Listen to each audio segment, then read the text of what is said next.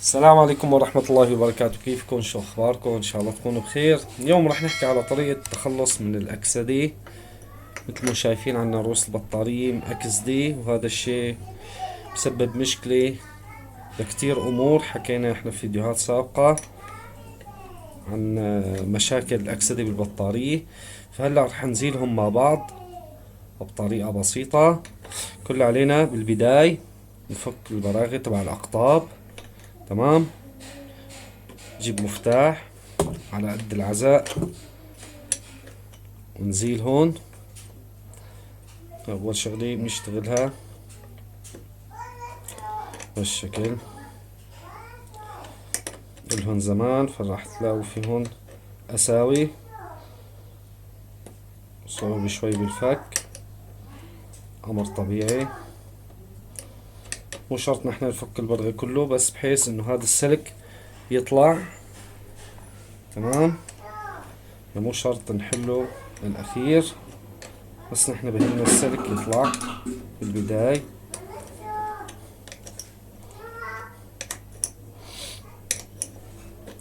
بالشكل هلا بنجرب طالع السلك.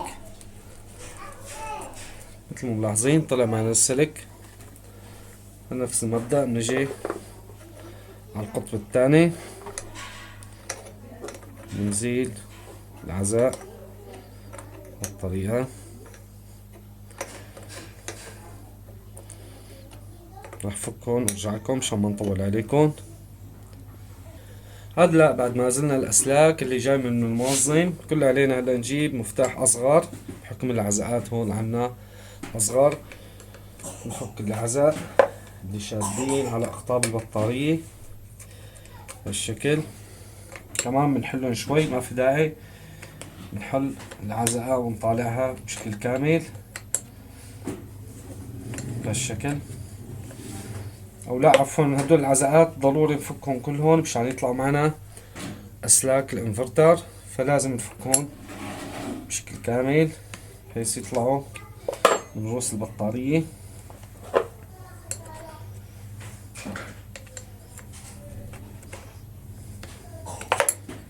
فكهم بالطريقة.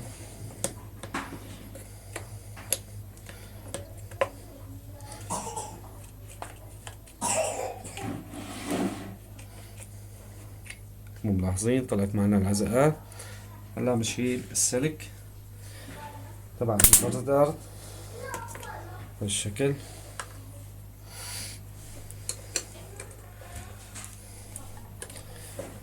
صفر على النهات كمان بنفكه.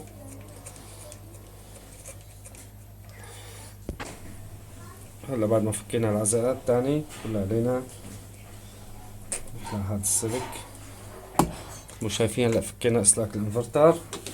كل علينا هلا بالبانسة، نحط البانسة بهالشكل، نفتحها نحطها بقلب راس البطارية ونحرك يمين ويسار.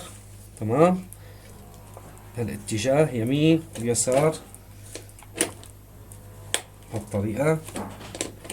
ملاحظين بلش يحرك معنا، لاحظين فتلنا يمين ويسار يمين ويسار، طلع معنا راس البطارية مثل ما ملاحظين. نفس الطريقة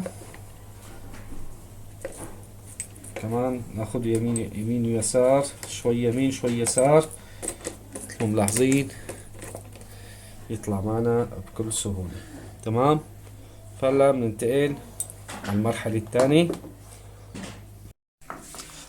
هلا كل علينا نجيب كوب مي نعبيه بهالشكل، يعني شغلة مو لازم تكون لأنه بدها تنتزع. تمام، نجيب رؤوس البطارية اللي فكيناهن.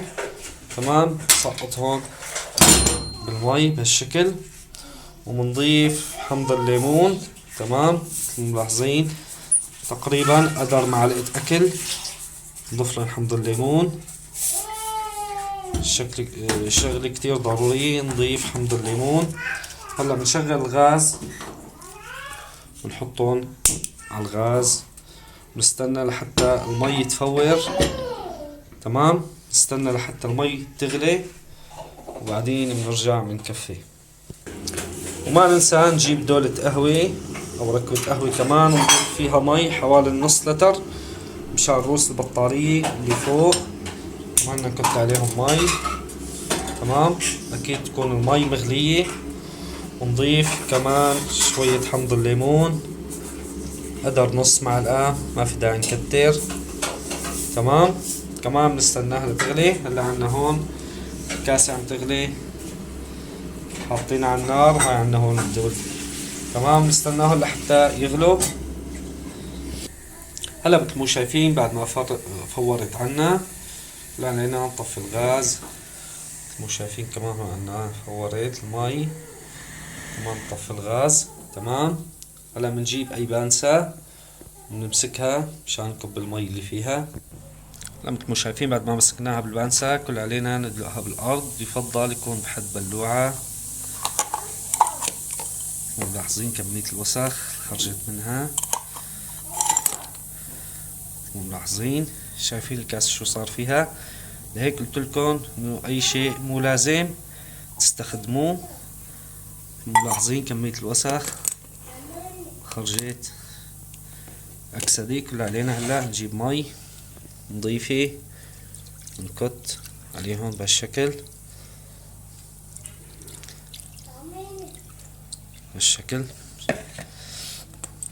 شايفين رجعوا جداد. هلا كل علينا نبلش بالخطوة الثالثة. هلا كل علينا المي اللي غليناها بالدولة او بركبة القهوة.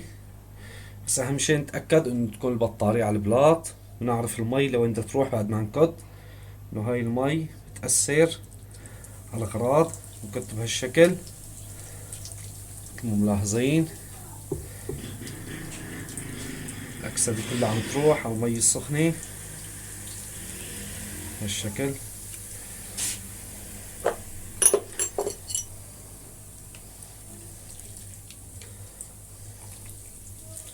بهالطريقة شايفين نطفوا امور هون كلها تمام. هلا مثل ما شايفين بعد ما غسلنا البطارية بمي كل علينا نجيب ورق ازاز صنفرة، يكون هذا الخشن او البرتقاني، ونحف رؤوس البطارية على الداير. تمام، على الداير نحفهم بشكل كتير منيح. نحفهم بشكل كتير منيح.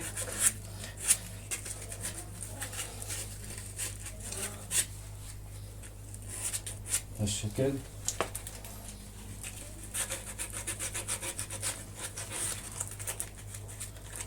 تأكد انه ما ضل عنا اكسدة ابدا على رؤوس البطارية.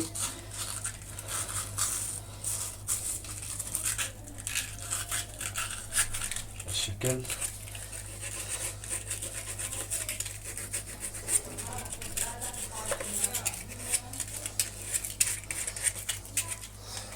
هلا صار فينا نرجع رؤوس البطارية مكان هون. ملاحظين رجعوا جداد. لما نخربط في عنا سالب في عنا موجب بيجي بالاقطاب.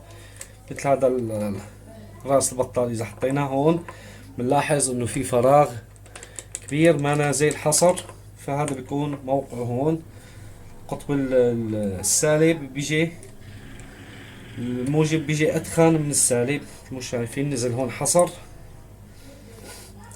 وننزل هذا السلك كمان، عفوا راس البطارية كانوا.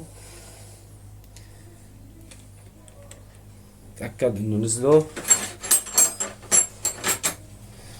نعم بهالشكل.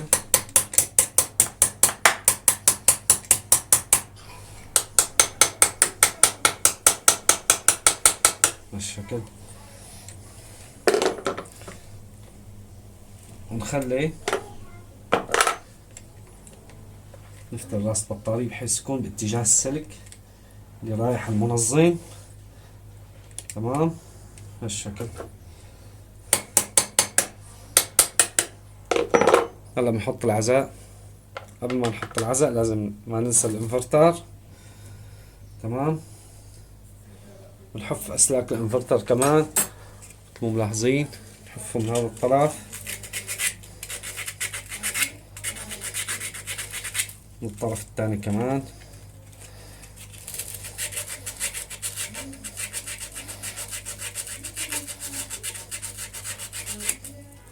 مع انه فكينا مشان فرد مرة ننظف كل شيء. اهم شيء ننتبه اثناء التركيب ما نخربط عشان ما يضرب الانفرتر عنا. نتأكد انه الموجب مع الموجب والسالب مع السالب. تمام. هلا بنرجع القطب الثاني.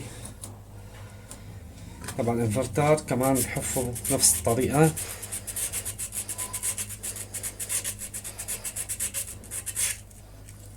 رح ركبه وارجع لكم. هلا بعد ما ركبنا روس البطارية شدينا عليه هون. هلا بنيجي على الاسلاك اللي كانوا راكبين مثل ما ملاحظين عليهم اكسدة مثل ما ملاحظين. كل علينا نقص هذا الجزء بالشكل ونطلع اسلاك جديدة. تمام. نرجع نركبهم مكانهم. هلا مثل ما شايفين هاي النتيجة النهائية. رجعت عنا روس البطارية كلها جداد وأزلنا الأكسدة طريقة جدا بسيطة. إذا عجبكم الفيديو لا تنسوا تدعمونا بلايك، تشتركوا بالقناة مشان نوصل ل10,000. وأي استفسار يا ريت تكتبوا لنا بالتعليقات. السلام عليكم ورحمة الله وبركاته.